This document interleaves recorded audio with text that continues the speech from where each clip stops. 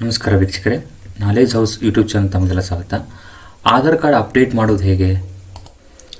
ಎಲ್ಲರ ಬಳಿನೂ ಆಧಾರ್ ಕಾರ್ಡ್ ಇರುತ್ತೆ, ಆದರೆ 2019 ಆಚೆಗೆ ಇರತಕ್ಕಂಥ ಆಧಾರ್ ಕಾರ್ಡ್ನ ಅಪ್ಡೇಟ್ ಮಾಡಬೇಕಂತ ಕೆಲವು ದಿನಗಳ ಹಿಂದೆ ಒಂದು ನೋಟಿಸ್ ಬಂದಿತ್ತು.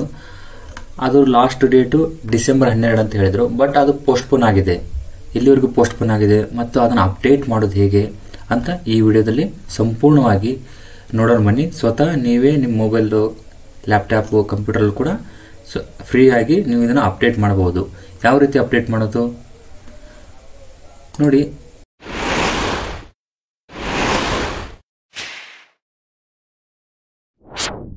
ಆಧಾರ್ ಅಧಿಕೃತ ವೆಬ್ಸೈಟು, ಆಧಾರ್ ಅಂತ ಜಸ್ಟ್ ಟೈಪ್ ಮಾಡಿ ವೆಬ್ಸೈಟ್ ಓಪನ್ ಆಗುತ್ತೆ.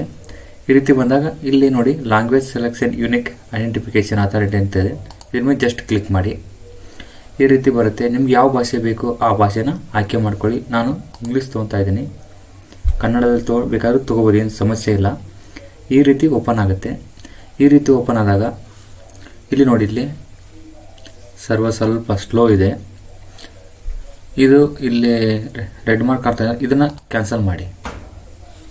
ಆವಾಗ ಈ ರೀತಿ ಬರ್ತದೆ. ಇಲ್ಲಿ ಬಂದಾಗ ನೋಡಿ ಆಧಾರ್ ಡೌನ್ಲೋಡ್ ಅಂತಿದೆ, ಕಾಣಿಸ್ತಾ ಇದೆ ಅಲ್ವಾ? ಆಧಾರ್ ಡೌನ್ಲೋಡ್ ಅಂತ.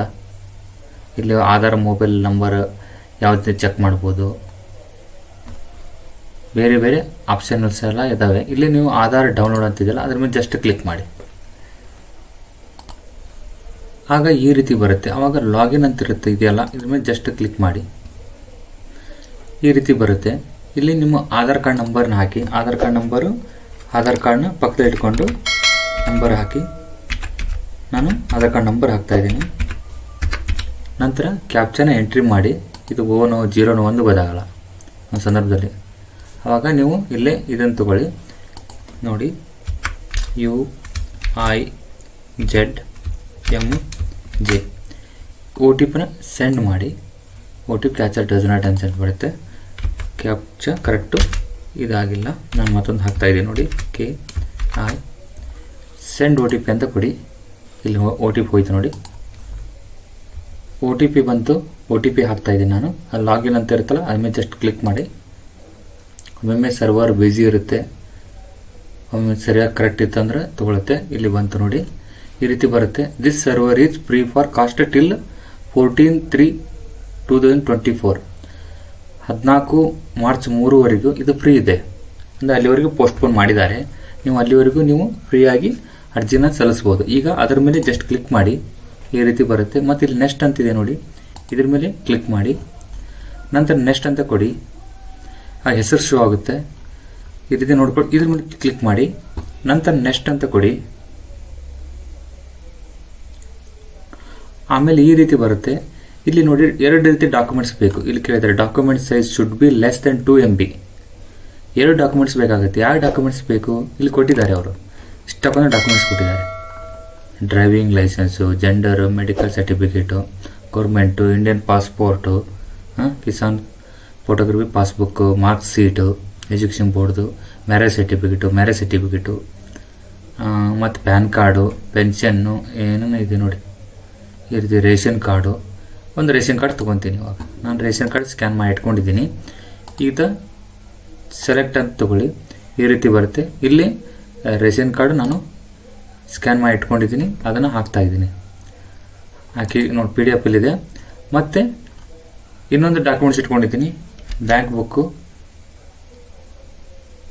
ಬ್ಯಾಂಕ್ ಅಕೌಂಟ್ ಅಂತ ಕೇಳುತ್ತೆ, ಅದು ಕೂಡ ಇಲ್ಲಿ ಅವೈಲಬಲ್ ಇದೆ ನೋಡಿ. ಬ್ಯಾಂಕ್ ಪಾಸ್ಬುಕ್ಕು, ಬ್ಯಾಂಕ್ ಅಕೌಂಟ್ ಅಂತ ತೊಗೊಂಡು ಇಲ್ಲಿ ತೊಗೊಂಡಿದ್ದೀನಿ. Bank account, credit card, post office account ಅಂತೇಳಿ ನಾನು ಬ್ಯಾಂಕ್ ಪಾಸ್ಬುಕ್ ತೊಗೊಂಡಿದ್ದೀನಿ, ಯಾಕಂದರೆ ಸ್ಕ್ಯಾನ್ ಮಾಡಿ ಇಟ್ಕೊಂಡಿದ್ದೀನಿ. ಈಗ ವ್ಯೂ ಅಂತ ತೊಗೊಂಡು ಕಂಟಿನ್ಯೂ ಅಂತ ಕೊಡಿ. ಮತ್ತು ಬ್ಯಾಂಕ್ ಪಾಸ್ಬುಕ್ ಇಲ್ಲಿ ಅಪ್ಲೋಡ್ ಮಾಡಿದೆ ನೋಡಿ. ಈ ರೀತಿ ಬಂದ ಮೇಲೆ ಒಂದು ಸಲ ನೋಡ್ಕೊಳ್ಳಿ.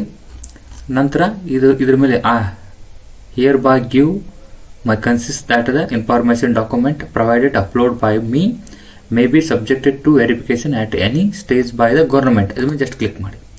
ಆಗ ನಂತರ ನೆಕ್ಸ್ಟ್ ಅಂತ ಕೊಡಿ.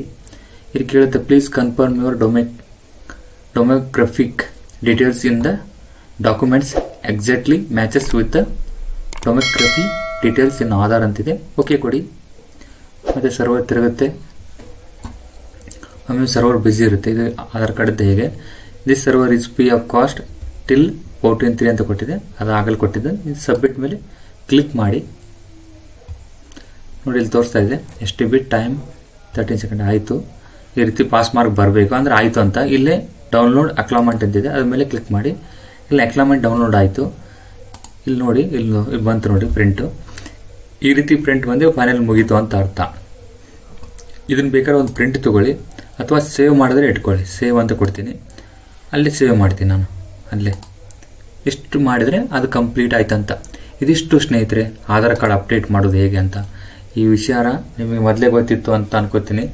ಈಗ ಗೊತ್ತಾಯ್ತಲ್ಲ ಯಾವ ರೀತಿ ಡಾಕ್ಯುಮೆಂಟ್ಸ್ ಅಪ್ಲೋಡ್ ಮಾಡಬೇಕು, ಯಾವ ರೀತಿ ಪ್ರಿಂಟ್ ತೊಗೋಬೇಕು ಅಂತ.